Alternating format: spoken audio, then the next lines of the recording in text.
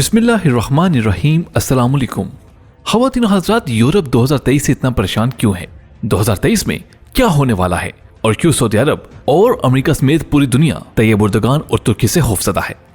और खबर यह भी है कि दुनिया भर के मुसलमानों ने सल्तनत उस्मानिया के अहयाल की उम्मीद बांध ली है। क्या सल्तनत उस्मानिया का दोबारा से आगाज हो चुका है? तुर्की का नो उस्मानियत मंसूबा क्या है, जिसे उस्मान अली भी कहा जा रहा है, और ये गैर मुस्लिमों के लिए कितना खतरनाक है? और 2023 के हवाले से आखिर तुर्की क्या करने जा रहा है और इससे सऊदी अरब क्यों तुर्की के खिलाफ चाले चल रहा है? ख़वातीन हज़रात, मुहब्बर आपको मुकम्मल तौर पर आगाही देने जा रहा है, लेकिन उससे पहले जल्दी से हमारे चैनल मुहब्बर टीवी को सब्सक्राइब करके साथ लगी घंटी को भी दबा दें, ताकि आपको हमारी आने वाली हर वीडियो की नोटिफिकेशन बाकायदगी के साथ मिलती रहे। ख़वातीन हज़रात, दुनिया भर और बिलखसूस तुर्की में लाखों मुसलमानों ने 2023 से बेपनाह उम्मीदें बांध ली हैं। पहले जंग अजीम के बाद 1923 में मगरबी ताकतों ने सल्तनत उस्मानिया के हिस्से बोहरे कर दिए थे।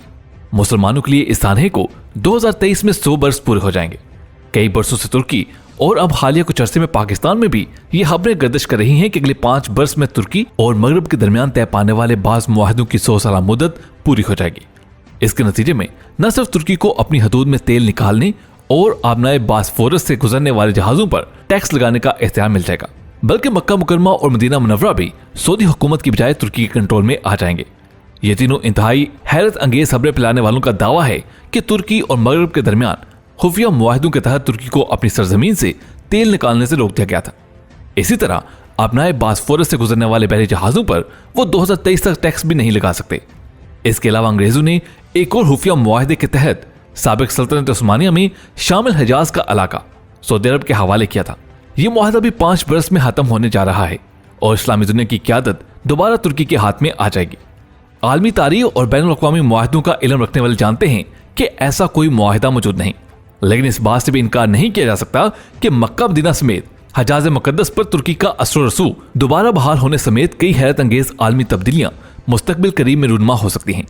इसका सबसे बड़ा सबब मौजूदा तुर्क सदर रजब तैयब उर्दगान का वो मंसूबा है जिसके तहत 2023 तक तुर्की को उतनी ही ताकतवर और बाअसर आलमी कुव्वत बनाने के लिए कोशिशें जारी हैं जैसा कि सल्तनत उस्मानिया थी। ये मंसूबा 2010 में तुर्की के उस वक्त के वजीर खारजा अहमद दाऊद ओगलू ने तैयार किया था, लेकिन सल्तनत उस्मानिया की गैर रस्मी अहया पर उससे भी पहले काम शुरू हो चुका था। ख़वातीन हज़रात, इस मंसूबे को नो उस्मानियत का नाम दिया जा रहा है। तुर्क अवाम बड़ी मोहब्बत से उसे यनी उस्मानली कहते हैं। सल्तनत उस्मानिया के किसी नई सूरत में अहया की खबरें तुर्की में बिला सबब नहीं फैल रही। सबसे ज्यादा अफवाहें मुआहदा लौज़ान के बारे में ही हैं, जिस पर तुर्की ने अगस्त 1923 में दस्तखत किए थे। कई लोग समझते हैं कि इस मुआहदे के खुफिया शिक के तहत तुर्की को पाबंद किया गया है कि वो अपनी सरजमीन पर तेल के लिए ड्रिलिंग नहीं कर सकता। ताहम इस खुफिया पाबंदी पर यकीन करने वाले तमाम ही लोग कम तालीम नहीं। तुर्की के जनूबी साहली शहर मर्सीन से ताल्लुक रखने वाले इलेक्ट्रिक इंजीनियर मतीन सावरन का कहना था कि तुर्की में हर बरस ही अखबारात में खबरें आती हैं कि फला जगह तेल के ज़खायर दरियाफ्त हुए हैं, लेकिन फिर खामोशी छा जाती है। तेल तलाश करने वाले सरकारी अदारों के माहिरीन ने उन्हें खुद बताया है कि जब भी वो कोई नई दरियाफ्त करते हैं तो उन्हें आला इंतजामिया की तरफ से कहा जाता है कि मज़कूरा जगह पर निशानी लगाकर उसे सील कर दो। दूसरी जाने मतीन जैसे पढ़े लिखे लोग सवाल उठाते हैं कि अगर तुर्की पर खुफिया पाबंदियों की बातें महज अफवाह हैं तो फिर इन वाक़यात की क्या तवजीह हो सकती है। ताहम इन सवालात के बावजूद मुआहदा लौज़ान की 143 शिकों में तेल के लिए ड्रिलिंग पर पाबंदी की कोई शिक नहीं, और बैनुल अक़वामी ताल्लुकात के माहिरीन का कहना है कि इस किस्म के मुआहदों में खुफिया शिकें कोई कानूनी वजन नहीं रखती। मुआहदा लौज़ान के हवाले से एक और अफवाह यह है कि 2023 के बाद तुर्की आबनाए बासफोरस से गुजरने वाले बहरी जहाजों से राहदारी टैक्स वसूल करना शुरू कर देगा। ख़वातीन हज़रात, पहली जंग अजीम के बाद तुर्की पर पाबंदी आयद की गई थी कि वो बहीरा अस्वद और बहीरा अजीन को बहीरा मरमर के जरिए मिलाने वाली 2 आबनाओं बासफोरस और दरे दानियाल में अपनी अफवाह दाखिल नहीं करेगा, और न ही यहां से गुजरने वाले सिविलियन बहरी जहाजों पर भारी टैक्स वसूल करेगा। मुआहदा लौज़ान के कुछ अरसे बाद तुर्की ने यूनान के साथ अपने कशीदा तल्लुकात के बायस कुछ खदशात जाहिर किए और 1936 में एक नए मॉन्ट्रो कन्वेंशन पर दस्तखत हुए, जिसके तहत तुर्की को इन दोनों आबी गुजरगाहों में अपनी फौज रखने की इजाजत दे दी गई, जबकि सिविलियन जहाजों की आजादाना आमदोरफ्त की शर्त बरकरार रखी गई। मुआहदे के तहत आबी गुजरगाहों के इस्तेमाल पर तुर्की मामूली रकम वसूल करता है। तीसरी अफवाह हजाज मुकद्दस के बारे में है। कई लोगों का ख्याल है कि 2023 के बाद मक्का और मदीना समेत हजाज के इलाके पर कंट्रोल तुर्की को वापस मिल जाएगा, और ये कि मगरबी ताकतों ने सऊदी अरब और तुर्की में कोई खुफिया मुआहदा कराया था, ताहम हकीकत यह है कि सल्तनत उस्मानिया के हाथ में के वक्त सऊदी अरब नाम का मुल्क कभी वजूद में आया ही नहीं था।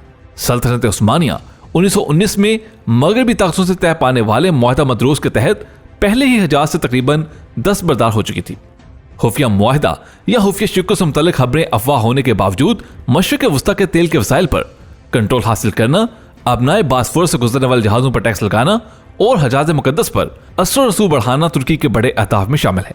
2023 तक तुर्की ये अहदाफ हासिल करने के लिए तेजी से पेशरफ्त कर रहा है और यही पेशरफ्त न सिर्फ तुर्की और दीगर ममालिक में 1923 के खुफिया मुआहदों से मुतल्लिक अफवाहें फैला रही है बल्कि अरबों को भी परेशान कर रही है। नो उस्मानियत यानी उस्मानली नामे मंसूबे के बज़ाहिर दो हिस्से हैं। एक हिस्सा ईरानिया है जिसे रजब तैयब उर्दगान के विजन 2023 का नाम दिया गया है।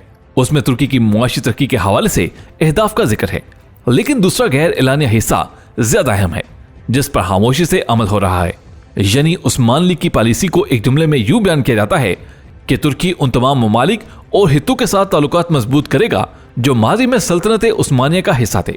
याद रहे कि सल्तनत उस्मानिया कफकाज से लेकर शुमाली अफ्रीका और यूरोप में बल्कान तक फैली हुई थी।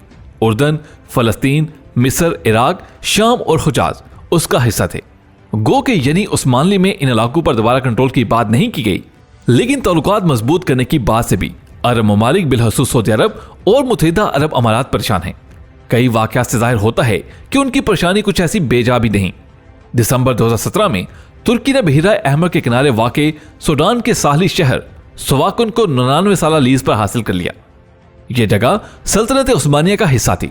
उस्मानी दौर में हाजियों के काफिले यहां पहुंचते थे और फिर यहां से कश्तियों में समुद्र पार करते हुए जद्दा उतरते थे। उस जमाने में यह तजारती बंदरगाह भी थी, लेकिन मौजूदा दौर में पोर्ट सूडान के नाम से एक नई बंदरगाह यहां से 35 किलोमीटर के फासले पर काम कर रही है। तुर्की ने सूडान से साहली बंदरगाह इस बुनियाद पर लीज पर ली है कि तारीखी शहर की तामीर नौ के बाद इसे सियाहती मुकाम बनाया जाएगा। ताहम मुआहदे की शराइत में यह बात भी मौजूद है कि तुर्की अपने जंगी जहाज यहां रख सकता है और मुस्तकबिल में यह किसी किस्म के फौजी तावन के लिए भी इस्तेमाल हो सकती है। ख़वातीन हज़रात, मुहब्बर की एक इत्तला यह भी है कि सऊदी अरब के करीब तुर्की ने यह वाहिद जगह हासिल नहीं की। सवाकिन के मुआहदे से 3 माह कबल तुर्की ने सोमालिया में फौजी अड्डा बनाया था। सवाकिन बंदरगाह यानी उस्मानली का कितना अहम हिस्सा है, इसका अंदाजा तुर्क सदर उर्दगान की सूडान में की गई तकरीर से लगाया जा सकता है। उन्होंने कहा कि तसव्वुर करें कि तुर्की से हाजी यहां आते हैं, सवाकिन में तारीखी मकामात का दौरा करते हैं और फिर कश्ती में बैठकर जद्दा पहुंचते हैं। सवाकिन में यह बंदरगाह यकीनन तुर्की को हजाज मुकद्दस की खोई हुई सरजमीन से करीब तर कर देगी। सऊदी शाही हुकूमत पहले ही हिस्से में तुर्की के बढ़ते असर रसूख बिलखसूस सकाफती असरात से परेशान है। मार्च 2018 में सऊदी अरब की मलकियत टीवी नेटवर्क MBC ने तुर्की के ड्रामे अपने टीवी चैनल्स पर नशर करने पर पाबंदी लगा दी। याद रहे कि MBC मशरिक़ वस्ता का सबसे बड़ा टीवी नेटवर्क है, जिसके तहत कई सैटेलाइट चैनल्स मुख्तलिफ अरब ममालिक में नशरियात पेश कर रहे हैं।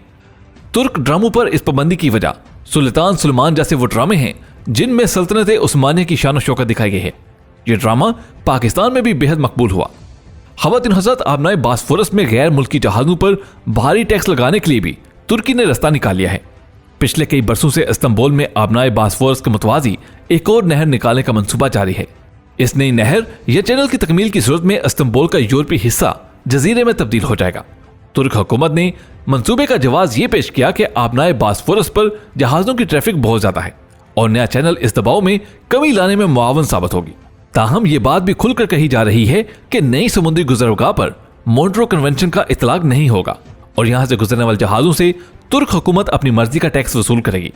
दूसरी जानिब आबनाए बासफोरस से गुजरने वाले जहाजों पर तुर्क हुकूमत ने नई पाबंदियां लगाना शुरू कर दी हैं, जिनके तहत जहाजों के कप्तान पाबंद होंगे कि वो आबनाए बासफोरस में दाखिल होने से पहले एक तफसीली सेफ्टी लिस्ट जमा कराएंगे।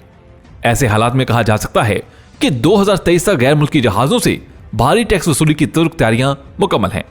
ख़वातीन हज़रात, आप क्या समझते हैं कि इस सूरत हाल में तैयब उर्दगान क्या अपने मकसद में कामयाब हो पाएंगे? और क्या आपको लगता है कि मुआहदा लौज़ान खत्म होने के बाद तुर्की एक बार फिर सल्तनत उस्मानिया को मुसलमानों के लिए एक प्लेटफॉर्म के तौर पर जाहिर होगी या नहीं? इसके बारे में अपनी राय से हमें जरूर आगाह रखिएगा। आज की वीडियो में बस इतना ही। वीडियो पसंद आने की सूरत में इसे लाइक करते हुए फेसबुक और व्हाट्सएप पे जरूर शेयर कीजिएगा। आपसे मुलाकात होगी अगली वीडियो में, तब तक अपना बहुत सा ख्याल रखिएगा। अल्लाह हाफिज।